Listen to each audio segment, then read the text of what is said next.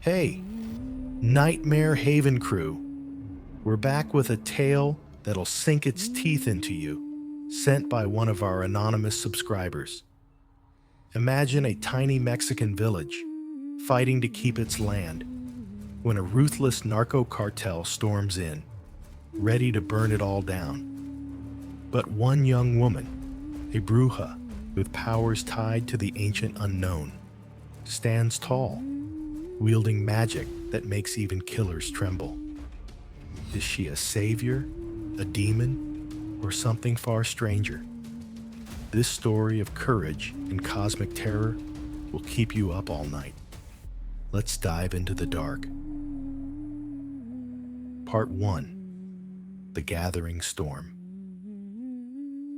Santa Luz was a forgotten corner of Mexico's rugged hills, a scattering of clay homes and maize fields cradling a secret, a spring hidden deep in the valley, its waters said to carry the breath of ancestors. The villagers lived simply, their lives bound to the land, their faith tied to the ancient tamarind tree in the plaza, its gnarled branches whispering of old spirits. Jimena Morales, 23, was their unspoken protector, a bruja mentored by her great-aunt, Tia Rosa, who'd passed her the secrets of the Velo Oscuro, the dark veil, a realm of power beyond the living world. Jimena's hands bore scars from blood rituals, her black eyes sharp with knowledge, but she feared the Velo's hunger, its whispers promising strength at a cost. Her heart belonged to Santa Luz, and she'd die before letting it fall. The village had heard whispers of Los Lobos, a narco cartel carving a bloody path through the region. They wanted Santa Luz's land, the spring, the fields, for their trade, a foothold to expand their empire.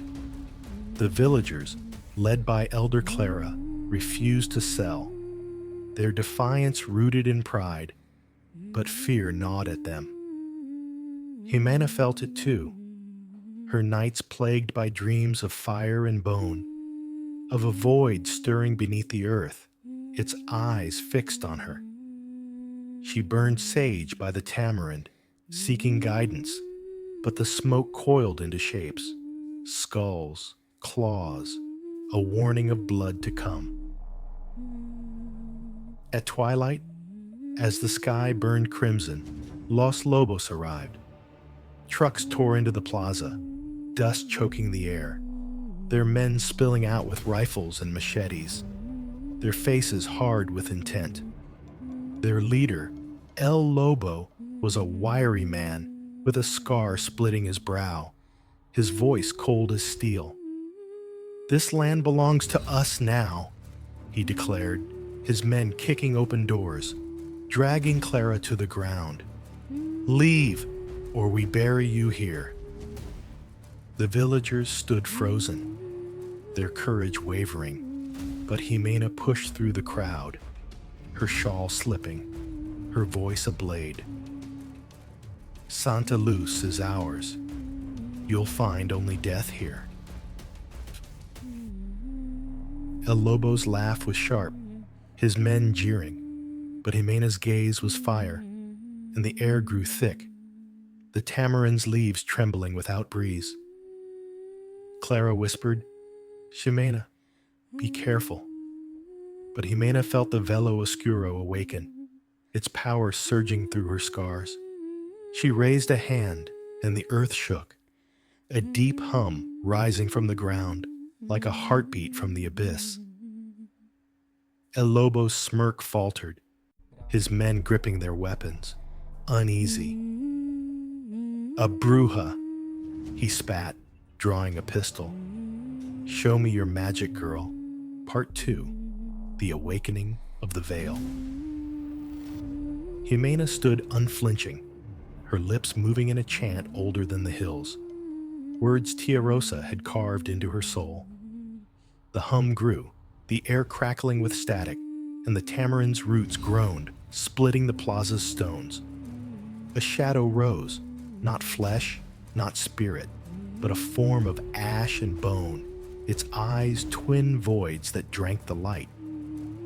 The villagers gasped, some falling to their knees, but Jimena held her ground, her voice a command. You who defile this land, face the Velo Oscuro. El Lobo fired, the bullet flashing, but it halted mid-air, dissolving into dust. The shadow struck, seizing one of his men, a brute named Cazador, his rifle clattering as he screamed. His skin withered, his eyes collapsing into black sludge, his body crumbling to a husk in seconds. The cartel staggered, their shouts faltering, but El Lobo roared, "Kill the witch!" His men opened fire, bullets tearing through the dusk, yet none reached Jimena.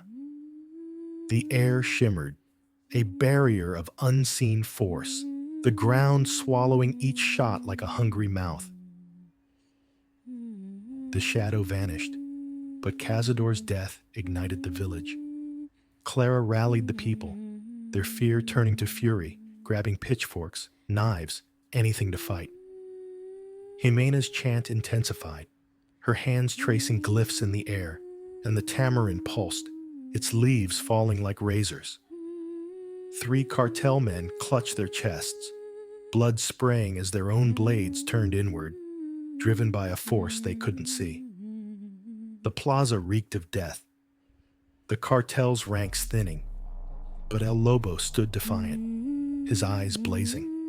"You're nothing," he snarled, signaling his men to press forward, their rifles blazing. Jimena's body shook, the Velo's power burning her scars, its whispers loud. "Take them. Feed us." She fought its hunger, anchoring herself to Santa Luz, to the tamarind's strength. The hum became a roar, and the earth split wider, shadows rising, 5, 10, their forms skeletal, their claws dripping a black, viscous ooze. They struck, tearing through the cartel, men screaming as their flesh dissolved, their weapons warping into molten slag. The villagers fought too, their makeshift weapons flashing, but it was the shadows that broke the cartel's spine. Their mystical deaths, a warning to all. Part 3. The Tide of Terror. The plaza was a battlefield. Los Lobos reduced to a third of their number, their confidence shattered. El Lobo's face was ashen, his pistol trembling, but he shouted, "Burn it all! Leave nothing!" His men, shaken but loyal, lit torches, flames licking the night, aiming for the homes, the fields. Jimena's heart pounded. She could stop men, but not fire, not without losing herself to the Velo's hunger. The shadows hissed, their eyes blazing, urging her to unleash them fully, to become one with the void. She dropped to her knees by the tamarind, pressing her bleeding hands to its roots, whispering a desperate plea to the ancestors. The hum surged, the tree's branches twisting, forming a lattice of thorns that snuffed the torch's flames. The shadows multiplied, their forms growing, taller, sharper, their claws now blades of bone. They targeted the torchbearers, one man's body collapsing as his blood turned to ash, another's heart seizing, his screams silenced as he fell. The villagers pressed forward, their defiance a fire of its own, Clara's voice rallying them against the cartel's remnants. El Lobo's men broke, fleeing to their trucks, but the earth rebelled. Roots erupted, coiling around wheels, shattering metal. Shadows pursued, their claws slicing through steel, dragging men into the ground, their screams fading as the earth closed over them. Jimena's vision blurred, the Velo's void flashing, countless eyes, a city of bone spires, its hum a siren's call. Join us." Her scars bled, glowing violet, her body trembling as she fought the velo's pull. She focused on Clara, on the children hiding in the church, and pushed back, her chant a shield against the void's hunger. El Lobo stood alone, his men gone, his pistol useless. He stared at Jimena, terror in his eyes, his voice a rasp. "What are you, Bruja?" She rose, her scars pulsing, her voice thunder. "I am the land's vengeance." She clapped her hands, and the tamarind roared, a single shadow rising, a colossus of ash and bone, its eyes a storm of light.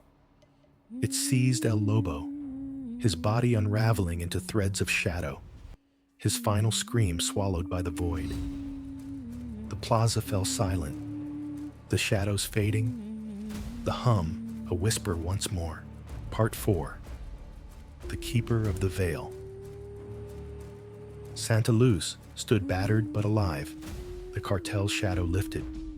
The villagers gathered, their eyes on Jimena, a blend of reverence and fear. Clara took her hand, tears falling, but Jimena felt the Velo Oscuro's weight, its power etched into her scars, a constant pulse in her blood. She'd faced the void, wielded its wrath, and survived, but she was changed. Bound to the Velo, its whispers a companion she couldn't silence. Her fear of its hunger lingered, but she'd protected her home, and that was enough. The tamarind stood proud, its roots stained with the cartel's blood, its leaves murmuring of ancestors' pride. Jimena burned copal, cleansing the plaza, but the void's glimpses haunted her. Eyes watching, spires singing, a promise of return. She vowed to guard Santa Luz, to balance the Velo's power with her humanity, knowing it could claim her if she faltered. The villagers rebuilt, their homes stronger, their faith in Jimena a quiet strength, though some whispered she was more than human now. Tales of the Bruja who broke Los Lobos spread, whispered in markets and bars, a legend of defiance and terror. Some called her a guardian, others a specter, but none dared challenge Santa Luz again. Jimena stayed, her days spent teaching the village's youth. Small spells, protections, the old ways, ensuring the Velo's secrets lived on. She carved her scars patterns into a pendant, a talisman to bind the Velo's hunger, and wore it always, a reminder of her pact. One moonless night, Jimena stood by the tamarind, the hum returning, soft, almost tender. Shadows flickered at the plaza's edge, their eyes not vengeful, but sentinel, watching over Santa Luz. She nodded, her fear tempered by duty, knowing the Velo Oscuro was both ally and abyss. The village slept, safe under her gaze, the tamarind's whispers, a vow of resilience. Jimena smiled, her scars warm, her soul tied to the land, ready for whatever the void might bring. And that's the haunting tale of Jimena and the Bruja's curse. Was her magic a gift from the ancestors, a pact with the void, or something beyond our grasp? Tell us in the comments.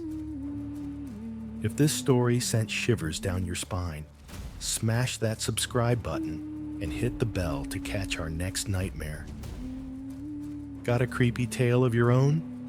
Drop it in the comments, anonymously if you want. We might share it next. Until then, keep your eyes on the dark and heed the whispers.